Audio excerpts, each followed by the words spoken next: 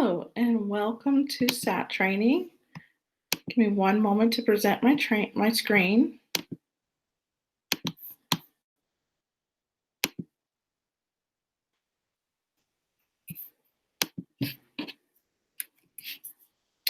Okay, welcome to Albuquerque Public Schools Curriculum Instruction English Learners with the E notification and synergy, language referrals, and speech referrals. Again, my name is Heather Dady. I'm the SAT liaison for the district and for APS charter schools. My contact information is listed below. So English learners that have an E in Synergy. Students that have an E in Synergy require EL SAT forms, which are found on Canvas under SAT forms. There's the R6, which is the parent interview. If the parents answer only English or mostly English on questions 1 and 2, then the R7, R8, and R9 are not required. The R7 is completed by the classroom teacher prior to the initial SAT meeting. There needs to be an email.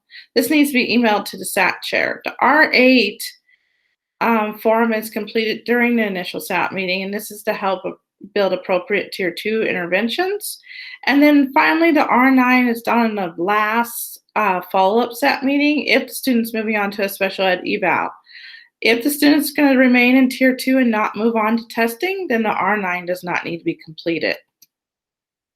Language referral. If a student is being referred for language, and this is expressive, receptive, or social communication language, not the language they speak, the referral has to be tied either with behavior or academics, so you can't just refer for language.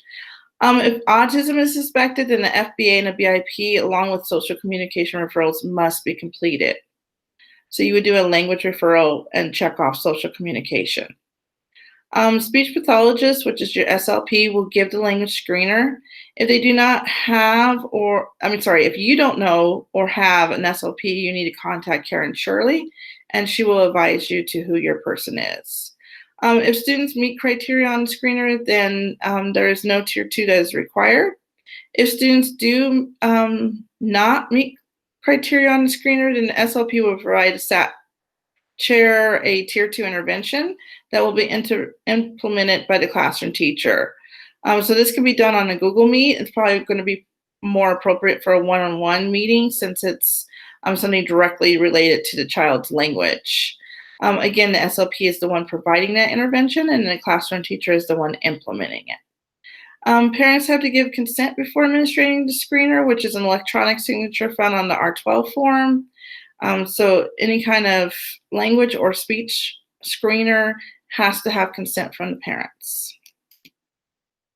STAMP testing. The STAMP testing is the test that's replaced Spanish loss, and it measures proficiency in Spanish. So SAT chairs will request the STAMP testing if the student speaks Spanish, does not have a STAMP score in Advantage, or the STAMP score is older than a year. So remember, this is only for students that speak Spanish. If they speak another language, this does not apply. And they have to have an E in Synergy. If testing is needed, the STAMP request form is located on the Canvas and needs to be emailed back to Carlos Ortega, and his information is all on that form, and he will also email you back with the score. Okay, language screeners. This is important for elementary SAT chairs. Kindergarten and first grade first semester referrals. All kindergarten, first grade, first semester students must have a language screener with all their referrals. So any student being referred for special ed testing prior to the end of first grade, first semester has to have a language screener.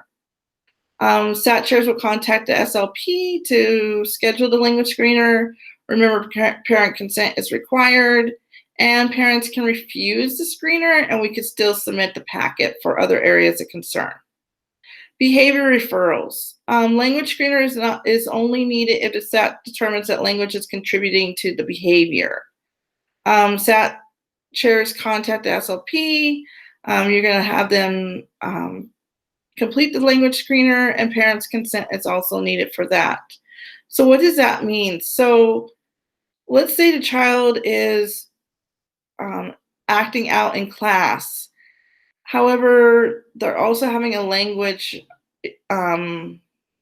issue with the academic language. So they're not understanding what a book is, or they're not understanding 1 to 2 to 3 step directions, things like that. So the behavior is correlated with the language deficit. So that's when you would have a language screener for a behavior referral.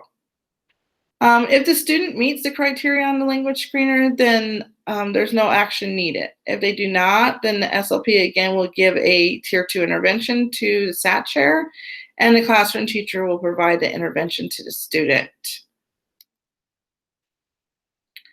Okay, speech referral. Students can be referred for speech only, so they don't have to have anything tied in with speech. So if you're just concerned about speech, you can refer.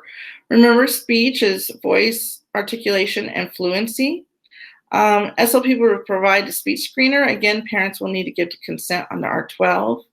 If the student meets criteria, no tier 2s that are needed. If the student does not meet criteria, then SLP will provide intervention to classroom teacher for speech. Now, the important part here to remember is that SLPs have the power to stop tier 2 and move on to special education evaluation. So that tends to happen when there's a severe speech impairment. So this SLP will make the call, and they will document that on the R12 under their results that their recommendation was to move on and to stop tier 2. SAT chair needs to email the R1, R4, and R12 to the SLPs so they can identify the needs, provide you with the tier 2 intervention, and make sure that parent has given consent and they can complete their section of the R12. And that concludes this part of the SAT training. Please join me and watch the SAT Homeless Guidelines training video, which is the next video. Have a good day.